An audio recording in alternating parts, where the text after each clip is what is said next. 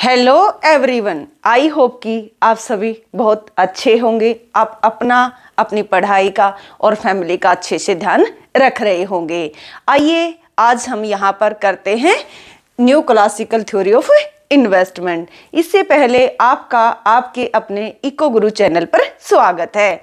आप वीडियो को लाइक कीजिए, शेयर कीजिए, सब्सक्राइब कीजिए और बेल आइकन को प्रेस कीजिए ताकि जैसे ही वीडियो अपलोड हो तो उसका नोटिफिकेशन आपके पास पहुंच जाए। आइए चलते हैं, स्टार्ट करते हैं हम new classical theory of investment. ये जो थ्योरी है वो थ्योरी दी है जो डेल जॉर्गनसन है। जॉर्गनसन जो इकोनॉमिक्स है उन्होंने इस थ्योरी को दिया है। इसको मॉडर्न थ्योरी ऑफ इन्वेस्टमेंट के नाम से भी जानते हैं। देखिए, इसको समझने से पहले आपको पता होना चाहिए कि इन्वेस्टमेंट क्या होता है। मेनली जो इन्वेस्टमेंट होता है उसका मतलब होता है कैपिटल फॉर्मेशन। कैपिटल फॉर्मेशन का मतलब होता है नई मशीनों का एडिशन होना इकोनॉमी के अंदर। तो इस थ्योरी को अगर आप स्टडी करते हो तो आप जब ग्रोथ पढ़ोगे, जब ग्रोथ एंड डेवलपमेंट को स्टडी करोगे, वहां पर आप देखोगे एक तरीके से जो सोलो मॉडल है उसको स्टडी करोगे, हेरेड डोमर मॉडल है उसको आप देखोगे, तो ये जो थ्योरी है वहां पर आपके बहुत काम आने वाली है। तो देखिए, जो new classical theory of investment है, तो मैंने आपको बताया कि इन्वेस्टमेंट का क्या मतलब होता है, नई कैपिटल का जनरेट होना, यानी कि न्यू कैपिटल फॉर्मेशन होना।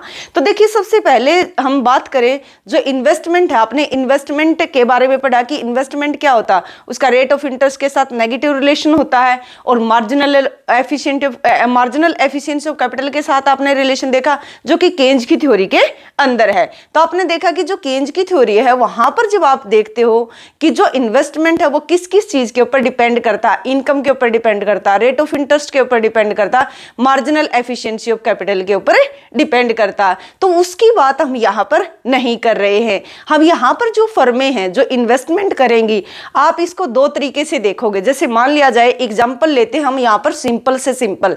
अब देखिए, मान लिया जाए कि आप घर बनाने वाले हो। जब जैसे ही आप घर बनाते हो तो जब उस घर की कंस्ट्रक्शन चल रही होती है तो उस टाइम पर बहुत सारी चीजें जो आपको उसमें चाहिए। जैसे कि आप दिन में अगर लाइट की प्रॉब्लम है, यानी कि बिजली की अगर प्रॉब्लम है, इलेक्ट्रिसिटी की अगर प्रॉब्लम है, तो आपको जनरेटर चाहिए। तो आप क्या करोगे, जो जनरेटर अगर किसी ने ले रखा होगा, जो सेटरिंग का जो सामान रखता होगा, आप क्या करोगे, उससे रेंट पर ले लोगे। ऐसा तो है नहीं कि उसको आप घर बना रहे हो और उसको आप परचेज कर लोगे, क्योंकि उसकी कॉस्ट क्या आ जाएगी, आपके लिए ज्यादा आ जाएगी। तो यहां पर जो फर्म है वो कॉस्ट और बेनिफिट को देखेगी कि उसको वो मशीन परचेज कर लेनी चाहिए या फिर उसको रेंट पर ले लेनी चाहिए।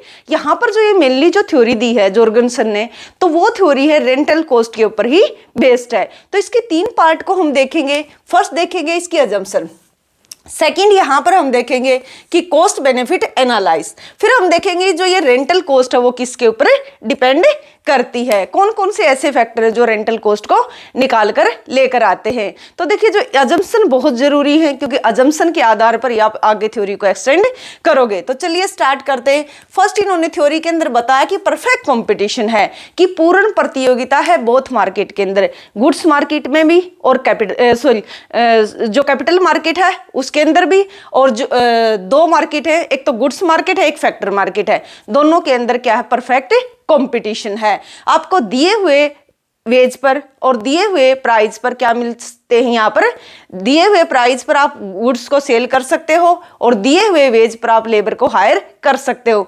जो प्राइस और वेज है इंडस्ट्री के पॉइंट ऑफ व्यू से देखोगे तो क्या है, एक तरीके से परफेक्टली इलास्टिक है। उसके बाद आप देखोगे या तो कैपिटल को आप खरीद लेते हो, या तो आपने जनरेटर घर बनाते वक्त खरीद लिया है, या फिर उसको रेंट पर ले लिया है। दूसरा यहाँ पर डेप्रिसिएशन रेट भी हम देखेंगे। डेप्रिसिएशन जो रेट है, जो मशीनें जो होती हैं वो क्या करती है, डेप्रिशिएट करती है। उसकी जो डेप्रिसिएशन रेट है वो कांस्टेंट रेट से डेप्रिशिएट करती है। जैसे मान लिया जाए कि आपने एक गाड़ी ली, जब आपने गाड़ी वो ली है तो हर साल उसकी वैल्यू डिक्रीज होती रहती है ना, उसके अंदर जब आप उसको चलाते हो, यूज करते हो, तो चलाने के कारण से जितने भी उसके जो पार्ट्स होते हैं वो जो डेप्रिशिएट करते हैं, जो घिसते हैं, उनको हम बोलते हैं डेप्रिशिएट। ऐसा नहीं है कि आज आपने नई गाड़ी ली और आज ही आपने उसको चलाते वक्त ठोक दिया, उसको अगर आप ऐसा करते हो तो डेप्रिशिएशन नहीं होता है। तो डेप्रिशिएशन वो होता है जो कि कांस्टेंट रेट से हो जब आप उसका यूज करते हो। जैसे आप जनरेटर लेकर आए किसी से, आप उसको यूज कर रहे हो, तो यूज करते वक्त जो उसके पार्ट्स जो हैं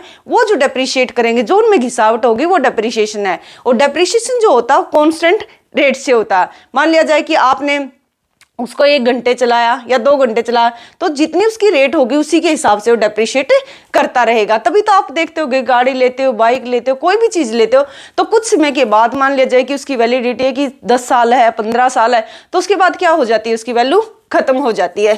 प्रेडिक्शन फंक्शन जो है, यहां पर कोब डगलस जो प्रेडिक्शन फंक्शन है उसके ऊपर ये थ्योरी बेस्ड है। यानी कि जिस तरीके से आपने पढ़ा होगा माइक्रो इकोनॉमिक्स के अंदर, जब कोब डगलस प्रेडिक्शन फंक्शन आप पढ़ते हो, जो ओरिजिनली जो दिया है कोब और डगलस ने, उसमें कांस्टेंट रिटर्न टू स्केल है, फिर उसके आगे एक्सटेंड जो किया जिन्होंने, उसमें increasing decreasing return to scale की भी बात की गई। लेकिन यहां पर हम बात करते हैं प्रेडिक्शन जो फंक्शन है वो कोब डगलस प्रेडिक्शन फंक्शन की तरह है, यानी कि एक तरीके से होमोजीनियस है, लीनियर होमोजीनियस है। इसका मतलब है यहां पर आपको जो रिटर्न्स मिलते हैं वो कांस्टेंट रिटर्न टू स्केल है। फिर देखोगे फुल एम्प्लॉयमेंट है, जहां पर परफेक्ट कंपटीशन हो, ऐसा हो ही नहीं सकता कि वहां पर पूर्ण रोजगार ना हो। जब परफेक्ट कंपटीशन ही है तो फुल एम्प्लॉयमेंट तो है ही, यानी कि जो भी जितने भी आपके फैक्टर है वो फुली यूटिलाइज हैं, आपके पास एक्सेस में कुछ भी नहीं पड़ा हुआ।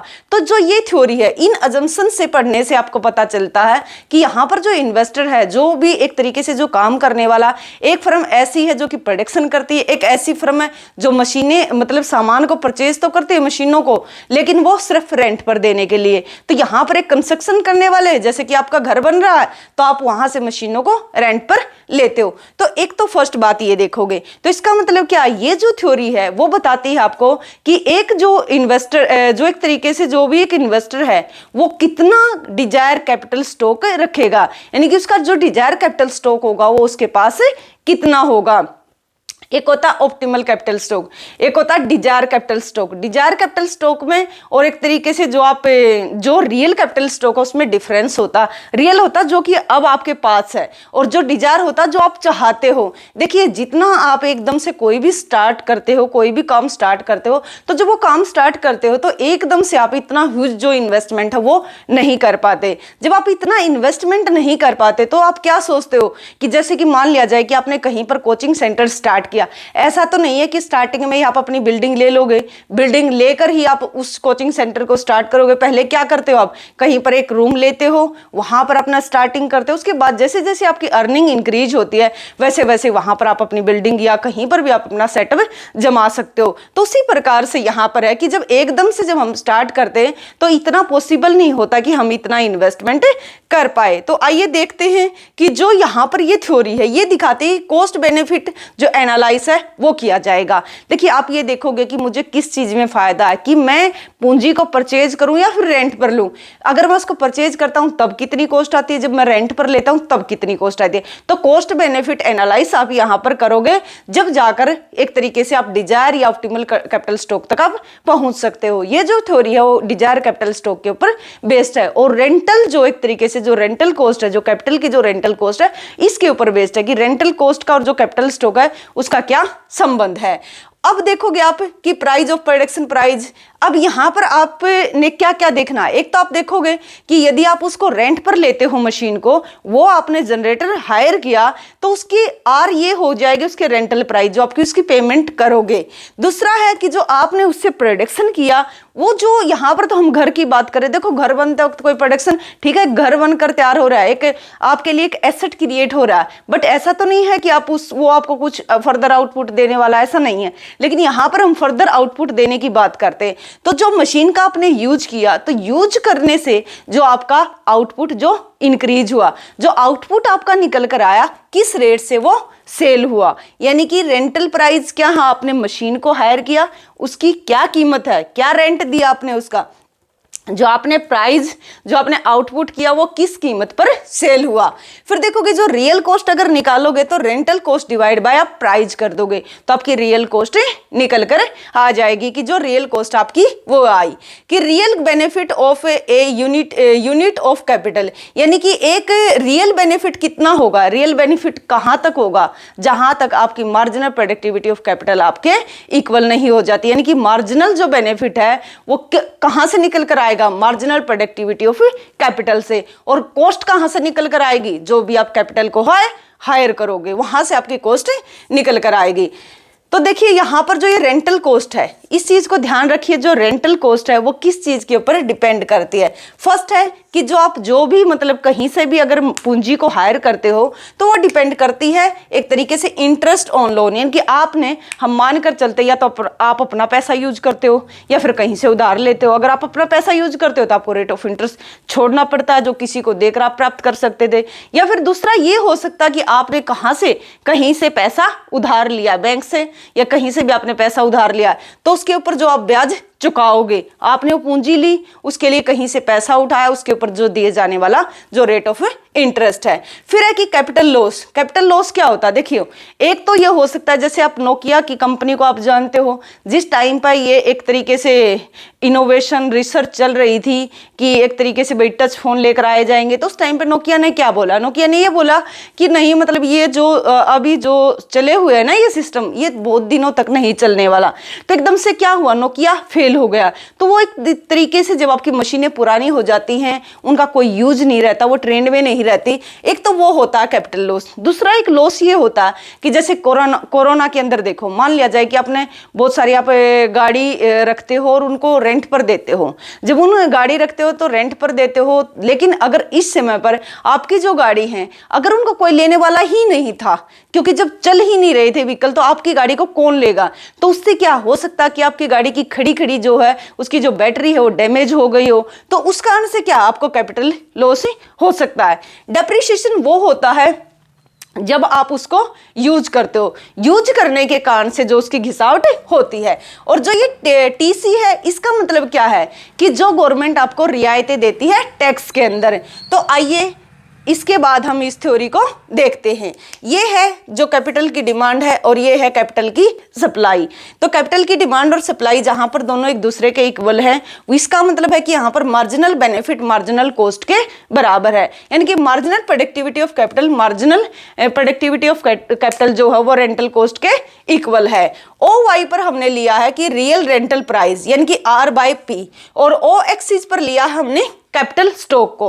और जो मार्जिनल, ये जो कैपिटल की डिमांड है वो कैपिटल स्टॉक के साथ क्या है? नेगेटिव रिलेटेड, यानी कि जो एक तरीके से रियल रेंटल जो प्राइस है इसका और इसका, यहां पर आप लोग एक तो रियल रेंटल प्राइस, दूसरा क्या है एक तरीके से कैपिटल की जो डिमांड है, इनका आपस में कैसा नेगेटिव रिलेशन है कि जितना ज्यादा एक तरीके से जो ये कैपिटल इंक्रीज होगी उतना ज्यादा आप कहाँ तक अपनी कैपिटल को इंक्रीज करोगे, कहाँ तक आप कैपिटल को एक्सटेंड करना चाहोगे, जहां तक उसकी रेंटल कॉस्ट उसके बेनिफिट के बराबर हो गई। तो चलिए इसको आगे हम स्टार्ट करते हैं। आई होप कि यहां तक आप सबको समझ में आ गया होगा।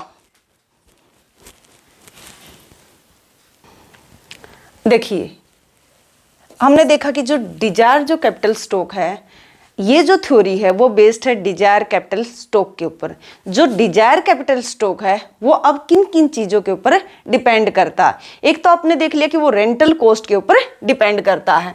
उसके बाद आपने देखा कि मार्जिनल प्रोडक्टिविटी ऑफ कैपिटल के ऊपर, यानी कि जो मार्जिनल प्रोडक्टिविटी है कैपिटल की वो भी तो डिसाइड करेगी कि कितना डिजायर कैपिटल स्टॉक रखा जाएगा। तो आप मुझे ये बताइए कमेंट बॉक्स में कि मार्जिनल प्रोडक्टिविटी ऑफ कैपिटल क्या होती है। जो हम एक एक्स्ट्रा मशीन का जो यूज करते हैं उसका यूज करने से जो प्रोडक्शन के अंदर जो चेंज आता है वो एक तरीके से मार्जिनल प्रोडक्टिविटी ऑफ कैपिटल कहलाती है। जैसे आपने पढ़ा था ना कि मार्जिनल एफिशिएंसी ऑफ कैपिटल,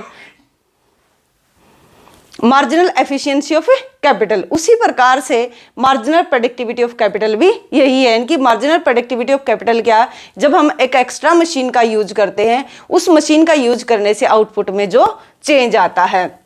तो ये जो डिजायर कैपिटल स्टॉक है, मैंने आपको बताया कि एक ऑप्टिमल कैपिटल स्टॉक होता है, एक डिजायर कैपिटल स्टॉक होता है, एक होता है real capital stock. Real capital stock का मतलब होता है कि अब हमारे पास कितना स्टॉक है। डिजायर का मतलब होता है कि हम कितना चाहते हैं। ऑप्टिमल का मतलब होता है कि इतना ऑप्टिमम होना चाहिए।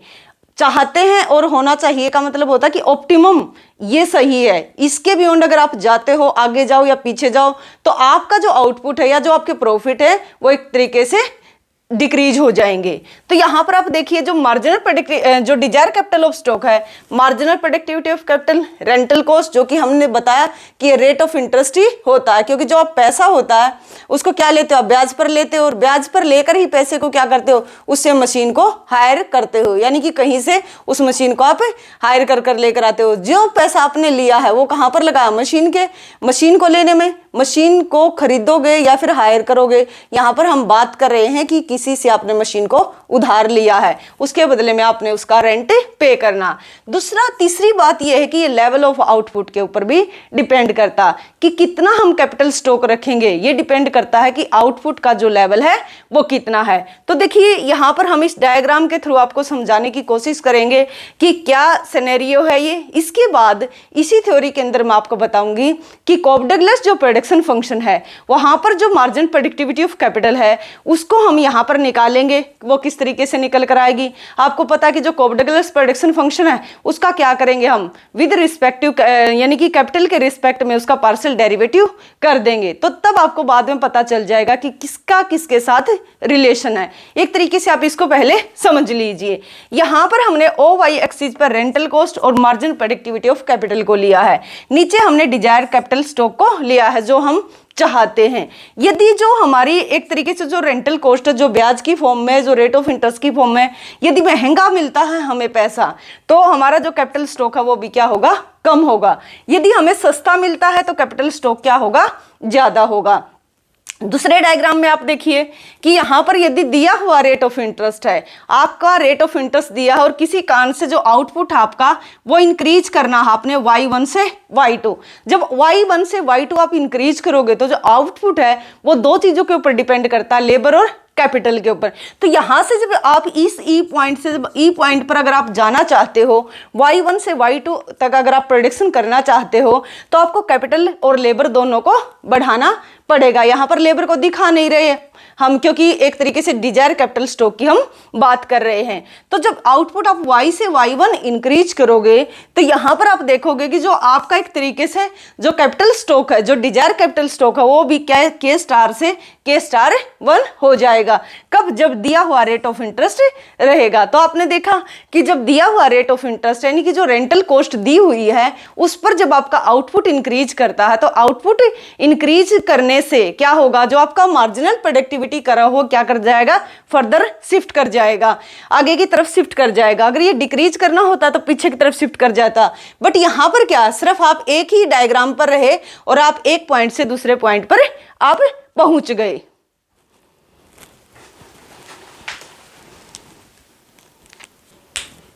चलो देखते हैं कि जो हमारा स्टार्टिंग में, अब हम शुरू करते हैं इसको आगे, जो एक्सटेंड करते हैं इसको कि इन्वेस्टमेंट फंक्शन, कि जो हमारा इन्वेस्टमेंट है वो किस चीज़ के ऊपर डिपेंड करता है। ये पूरा कॉफ-डगलस प्रोडक्शन फंक्शन में से एक हमने पार्ट निकाल लिया है कि जो हमने डेरिवेटिव किया, क्योंकि यहाँ पर हम डिजायर कैपिटल स्टॉक की बात कर रहे हैं ना, तो कैपिटल के रिस्पेक्ट में ही हमने पार्शियल डेरिवेटिव किया है। तो यहाँ पर हम देखेंगे कि किस तरीके से जो हमारी यूजर कॉस्ट है या जो कैपिटल की रेंटल कॉस्ट है उसका आउटपुट प्राइस और एक तरीके से जो हमारा डिजायर कैपिटल स्टॉक है किस तरीके से वो हमारे प्राइस, आउटपुट और जो यूजर कॉस्ट है उसके ऊपर डिपेंड करता है। तो देखिए जो इन्वेस्टमेंट है, आज जो इन्वेस्टमेंट है ये ग्रोस इन्वेस्टमेंट है। देखो दो तरीके का इन्वेस्टमेंट होता है, एक होता है नेट इन्वेस्टमेंट, एक होता है ग्रोस इन्वेस्टमेंट। जब नेट इन्वेस्टमेंट जो होता है, ये ग्रोस इन्वेस्टमेंट जो होता है वो होता है नेट इन्वेस्टमेंट प्लस डेप्रिसिएशन। यदि यहाँ से नेट निकालोगे तो आप क्या करोगे, एक तरीके से ग्रोस इन्वेस्टमेंट में से क्या कर दोगे, आप डेप्रिसिएशन को माइनस कर दोगे। तो ये ग्रोस इन्वेस्टमेंट है। क्योंकि देखो जो ग्रोस इन्वेस्टमेंट कैसे पता चला, क्योंकि यहाँ पर डेप्रिसिएशन इसके अंदर ऐड है। डेप्रिसिएशन क्या है कि जो कि मशीनों की जो घिसावट होती है। तो ये ग्रोस इन्वेस्टमेंट किसके ऊपर डिपेंड करता है, ये डिपेंड करता है आज कितना कैपिटल स्टॉक है, करंट में हमारे पास कितनी मशीनें हैं, कितना हमने मशीनों को एक तरीके से हायर किया हुआ है, और पिछली बार कितना था, आज हमारे पास कितना है और पिछली साल हमारे पास कितना था, 2022 में कितना है और 2021 में कितना था। इसको आप चेंज इन के भी लिख सकते हो, लेकिन यहाँ पर इतना ही समझिए। उसके बाद आप देखोगे कि जो चेंज इन के डेल के टी -1 ये है आपकी डेप्रिसिएशन। डेप्रीशिएशन जो रेट है। अब देखो KT-1 क्यों लगाया गया है, आज मशीनें ली, आज तो नहीं टूटेंगी ना वो, जो पीछे 2021 की मशीनें थी इसलिए T-1 है, जो पीछे 2021 की मशीनें थी उनमें जो डेप्रीशिएशन होगा वो अब होगा, उनको चलाने के बाद होगा, एकदम नई मशीन लेने से उसमें डेप्रीशिएशन नहीं होता। उसके बाद आपने जो निकाल कर लेकर आना, ये रिलेशन निकालना है। तो आपने देखा कि फर्स्ट इक्वेशन आपकी ये है। सेकंड देखिए, ये आपकी यूजर कॉस्ट है, आपने एक मशीन ली, उसको यूज करोगे, उसकी जो आप रेंट दोगे वो यूजर कॉस्ट है। ये करें कि ये किसके ऊपर डिपेंड करेगी, आप यूजर कॉस्ट कितनी होगी ये डिपेंड करेगी कि ये value of marginal product. Value of marginal product का क्या मतलब है कि कैपिटल में चेंज होने से आउटपुट में इतना चेंज आया, और आउटपुट में जो चेंज हुआ वो इस कीमत पर बिका। यानी कि आपकी जो कैपिटल है, आपने 5 मशीनें और एक्स्ट्रा ली या 4 मशीनें एक्स्ट्रा ली, उनके एक्स्ट्रा लेने से आपका आउटपुट इतना चेंज हुआ, और जो उस आउटपुट की पर यूनिट जो कॉस्ट प्राइस रहे वो PT रहे, तो ये टोटल हो जाएगा वैल्यू ऑफ मार्जिनल प्रोडक्टिविटी। आइए अब हम इसको कोप डगलस प्रोडक्शन फंक्शन के थ्रू इसको हम निकालने की कोशिश करते हैं। और कॉन्स्टेंट रिटर्न टू स्केल, यहाँ पर सिर्फ कॉन्स्टेंट रिटर्न टू स्केल की हम बात करेंगे, यहाँ पर इंक्रीजिंग और डिक्रीजिंग जो कोप डगलस प्रोडक्शन फंक्शन में उसका कोई भी जिक्र नहीं होगा, सिर्फ डेरिवेटिव किया जाएगा, एक तरीके से पार्शियल डेरिवेटिव किया जाएगा, वो भी कैपिटल के रिस्पेक्ट में, क्योंकि हम डिजायर कैपिटल स्टॉक की बात कर रहे हैं। तो यहाँ पर एक तरीके से हम पार्शियल डेरिवेटिव कर रहे हैं विद रिस्पेक्ट टू कैपिटल। अब देखिए, आपके पास ये कोप डगलस प्रोडक्शन फंक्शन है, ये है आपका आउटपुट, ये 2 चीजों के ऊपर डिपेंड करता है, लेबर और कैपिटल के ऊपर, इसमें से एक भी 0 नहीं होना चाहिए, दोनों को लेकर ही आप आउटपुट कर सकते हो। अगर आपको एक 0 कर दोगे तो आपका टोटल आउटपुट क्या हो जाएगा, 0 हो जाएगा, क्योंकि सारे मल्टीप्लाई में है। ये जो A है ये एक तरीके से आपकी एफिशिएंसी को दिखाता, यानी कि टोटल फैक्टर प्रोडक्टिविटी कितनी है, जिसको हमने कॉन्स्टेंट मान लिया है। ये आपकी कैपिटल, ये तो लेबर और कैपिटल के ऊपर आउटपुट डिपेंड करता है। ये वो लेबर है कितने, ये वो कैपिटल है जो कितने घंटे आप एक मशीन का यूज करते हो, ये वो लेबर है जो आप कितने घंटे लेबर को यूज करते हो। ये जो आउटपुट इलास्टिसिटी है, यानी कि जो अल्फा और बीटा है, ये ग्रीक लैंग्वेज से लिए गए हैं अल्फा और बीटा, और ये जो आउटपुट की इलास्टिसिटी को शो करते हैं। तो देखिए, जब हम डेरिवेटिव करते हैं तो किसका करेंगे, हम कैपिटल का करेंगे। तो जब कैपिटल का करते हैं तो जब भी डेरिवेटिव करते हैं तो एक माइनस हो जाता है ना, तो सिर्फ क्या करेंगे, अल्फा आगे आ जाएगा और अल्फा में से एक माइनस हो जाएगा। तो हमने डेरिवेटिव किया, जो हमें डेरिवेटिव किया, पार्शियल डेरिवेटिव किया विद रिस्पेक्ट टू कैपिटल। तो यहां पर क्या होगा, कैपिटल के रिस्पेक्ट में करें कि कैपिटल में चेंज होने से आउटपुट में कितना चेंज होगा। तो यहां पर जो ये अल्फा था, ये जो अल्फा था ये आगे आ गया और अल्फा में से एक माइनस हो गया। यहां पर आप A लिख लोगे। उसके बाद आप देखोगे कि जो KT अल्फा -1 हो जाता है और LT बीटा, यानी कि यहाँ पर L में तो हमने कोई चेंज ही नहीं किया। उसके बाद आप देखोगे इसको कांस्टेंट हमने मान लिया, इसलिए आप इसको छोड़ भी सकते हो और लेकर चलना चाहो तो लेकर चल सकते हो, लेकिन यहाँ पर हम इसको स्किप ही कर देते हैं। उसके बाद आप देखोगे आगे जो इसको एक्सटेंड करोगे, 2-3 तरीके हैं इसके, या तो इसको बोथ साइड, या तो इसकी राइट साइड लेफ्ट साइड दोनों साइड आप KT डिवाइड बाई QT से डिवाइड कर सकते हो, मल्टीप्लाई कर सकते हो दोनों साइड, या फिर इनकी क्रॉस मल्टीप्लाई कर सकते हो, या क्रॉस मल्टीप्लाई भी नहीं करते तो इसको सिंपल ड्राइव कर सकते हो। तो देखिए, जब हमने ये एक तरीके से हमारी इक्वेशन ये निकल कर आई, जो इक्वेशन हमारी ये निकल कर आई, तो लास्ट में हमें क्या निकला कि QT change in QT divide by change in KT, यानी कि हमने कैपिटल के रिस्पेक्ट में एक तरीके से कैपिटल का क्या किया है, डेरिवेटिव किया, पार्शियल डेरिवेटिव किया है। तो अब आपने देखा था कि यहाँ पर आया कि KT अल्फा -1, जब इस तरीके से के पावर में -1 होता तो उसको हम नीचे ले आते हैं तो वो प्लस में हो जाता है। तो यहाँ पर आप देखोगे कि अल्फा ऐसे के ऐसे रहा, ये अल्फा आपका ऐसे के ऐसा रहा, और KT डिवाइड बाय KT, यानी कि KT अल्फा, जो अल्फा -1 था उसको हम नीचे ले आए। तो जब प्लस में पावर होती है तो उस पावर को लिखने की कोई जरूरत नहीं होती, वो ऐसे ही होती है, इसकी पावर एक ही मानी जाती है। तो इसके बाद ये LT बीटा है ही। अब देखोगे आप कि जो change in QT change in KT, यानी कि जो कैपिटल में चेंज होने से जो आउटपुट में चेंज आया, अब ये किसके बराबर है। अब ये आपने पूरा देख लिया कि अगर आप इस को लोगे तो क्या था, ये आउटपुट था ना एक तरीके से, क्योंकि A को तो हमने क्या मान लिया, कांस्टेंट मान लिया, इसलिए हमने उसको यहाँ पर छोड़ दिया, उसकी जरूरत नहीं थी। तो यहाँ पर क्या था हमारा कि KT अल्फा और जो एक तरीके से एल टी बीटा, ये किसके बराबर था? एक तरीके से क्यू के बराबर था। तो कौन सा क्यू? जो कि करंट टाइम में अभी जो आपका उत्पादन है। तो ये जो हमारा टोटल होगा वो हो जाएगा क्यू टी, और जो ये के टी है इसके डिवाइड में, और ये अल्फा हो जाएगा। उसके बाद जो अल्फा किसका है? एक तरीके से जो अल्फा है वो कैपिटल की क्या है? एक तरीके से जो कैपिटल जो आउटपुट करती है उसकी वो इलास्टिसिटी को शो करता है। अब यहाँ पर आप देखोगे कि ये हमारा फॉर्मूला निकल कर आ जाता है। इसके बाद आप देखोगे कि अगर हम क्या करें, इसको अगर हम अल्फा निकालना चाहते हैं तो ये इस साइड चला जाएगा, जो नीचे है वो ऊपर चला जाएगा, के T divide by Q T हो जाएगा। लेकिन हमें क्या करना है, इसको जरूरत नहीं है, यहाँ तक आप इसको निकाल लोगे। निकालने के बाद आप देखोगे कि हमारा फॉर्मूला ये निकल कर आ गया जो यहाँ पर था। ये सिर्फ अल्फा निकालने के लिए मैंने आपको बताया है। तो जो चेंज इन क्यूटी है, चेंज इन केटी है, वो किसके बराबर है? इसके बराबर है। तो जो ये फॉर्मूला है, अब ये यहाँ पर आ जाओ आप, जो आपकी सेकंड इक्वेशन थी, इस इक्वेशन में क्या करेंगे? ये फोर्थ इक्वेशन आपकी आ जाती है। इस इक्वेशन को इस इक्वेशन में पुट कर देंगे, यानी कि फोर्थ इक्वेशन को सेकंड इक्वेशन में यदि हम पुट करते हैं तो जो हमारा रिलेशन निकल कर आता है वो कुछ इस तरीके का आता है, सी टी। अब वहां पर देखो कि change in QT divide by change in KT, या डेल क्यूटी डेल केटी आप बोल सकते हो।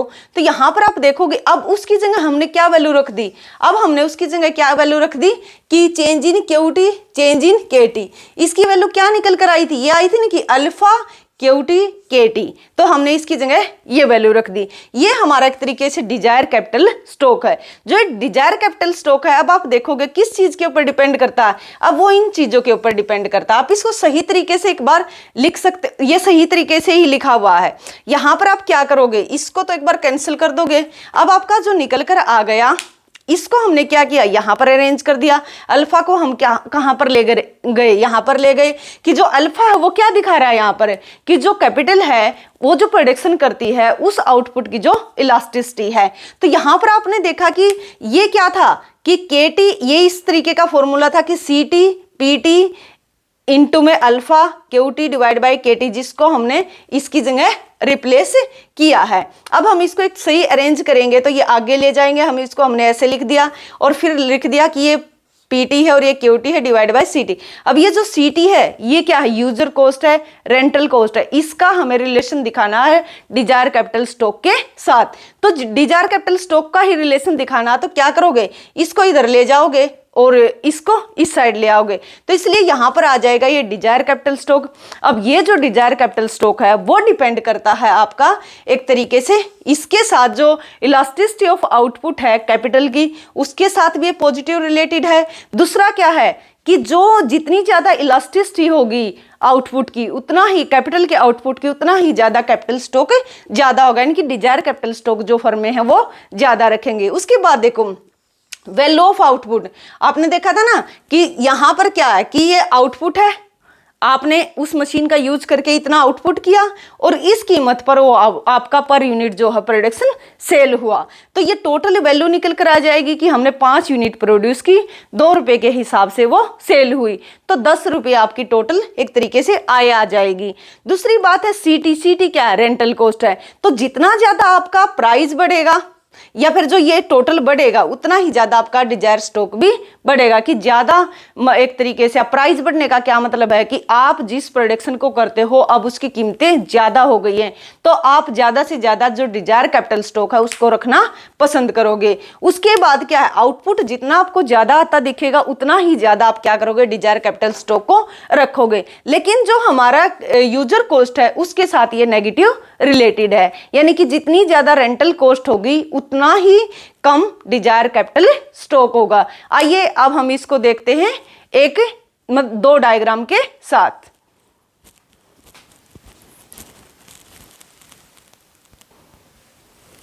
आइए अब देखते हैं हम इनका इस फॉर्मूले की हेल्प से इन डायग्राम की एक्सप्लेनेशन। देखिए इन दोनों का इसके साथ पॉजिटिव रिलेशन है, इसका इसके साथ कैसा है? नेगेटिव रिलेशन है।